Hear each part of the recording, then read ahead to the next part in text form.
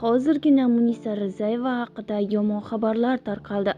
Azizlar, videoroligimizni oxirigacha ko'ring. Bu galgi videoroligimiz boshqalardan tubdan farq qiladi. Xonanda Munisa Rizayeva Yaqin Sharqdagi notinch vaziyat uning Dubaydagi hayotida qanday aks etgani haqida so'zlab berdi. Biz hammamiz qaynonam, men, turmush o'rtog'im, o'g'lim va enagamiz bilan uyimizdagi zalda o'tirgandik.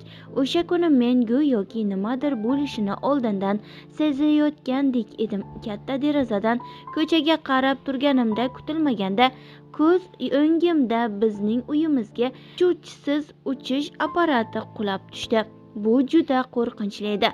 Hammamiz vahimaga tushib, tezda uyni yerosti avtoturargohiga tushib oldik va u yerda 3 soatcha o'tirdik. Shu payt menda juda kuchli vahima boshlandi. Qayoqqa qochishni va nima qilishni bilmay qoldim. Faqat o'g'limni himoya qilishni o'ylardim. Keyinroq turmush o'rtog'im mashina tashkillashtirib bizni Ras Al Xayma shahriga olib ketdi. U yerda 2 kun davomida o'zimizga kelishga harakat qildik, namoz o'qidik, duo qildik. Keyin uyga qaytib xavfsiz fursatni kutdik. Bu lahzalar men uchun katta sinov bo'ldi va pul hamma narsani hal qilmaydi degan oddiy haqiqatni yana bir bor isbotladi. Hayotda asosiysi ko'ngil xotirjamligi, o'zing va yaqinlaringning sog'ligi. Buni hech qanday pulga sotib olib bo'lmaydi, deydi xonanda.